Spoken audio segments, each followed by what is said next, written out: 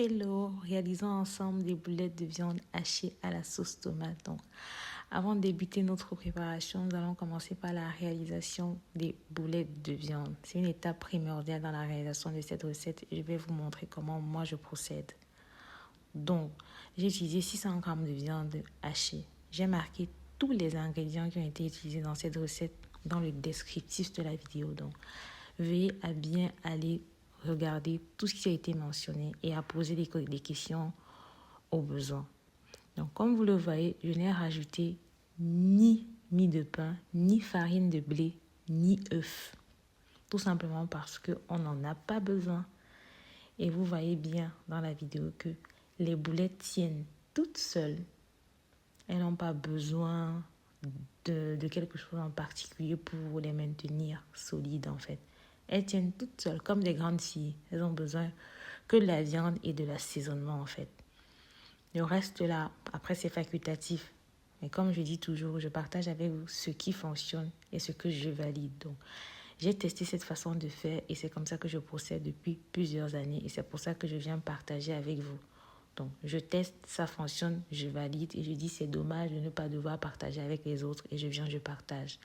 Donc, une fois que nous avons fini de former nos boulettes, nous rajoutons un tout petit peu d'huile et nous mettons les boulettes au feu. Je ne fais plus frire mes boulettes en fait. Il n'y a pas de nécessité. Je trouve que ça consomme beaucoup d'huile. Ça rend le plat très très gras après pour rien. Donc, je fais cuire mes boulettes et je laisse l'eau tarir. Et une fois que l'eau tarit, je retourne tout simplement mes boulettes et elles sont prêtes. Je n'ai pas eu besoin de les faire frire et elles sont bien cuites. Est-ce que vous voyez sur la vidéo? Tout est impeccable. Donc, si je voulais juste des boulettes de viande, j'aurais procédé de cette façon. Et c'est comme ça que je procède depuis plusieurs années. Et vous voyez que mes boulettes ne se sont pas émiettées. Elles tiennent et elles sont assez solides. Maintenant, passons à la réalisation de notre sauce tomate. Donc, pour la réalisation de la sauce tomate, nous allons commencer par griller oignons et poivrons à l'huile, de manière à ce que l'odeur remonte et que ça aromatise préalablement notre sauce tomate. Donc, l'odeur est juste incroyable. Ensuite, nous allons rajouter la tomate hachée. Donc, vous adaptez les ingrédients, du moins les quantités des ingrédients en fonction de la quantité de sauce que vous souhaitez. Moi, j'ai rajouté des herbes aromatiques, donc je suis partie sur l'herbe de Provence que je rajoute en début de préparation pour que ça parfume agréablement la sauce dès le départ. Pour cette recette, nous avons utilisé des tomates particulièrement sucrées, donc nous n'avons pas eu besoin de neutraliser l'acidité de la tomate dans le cadre de cette recette.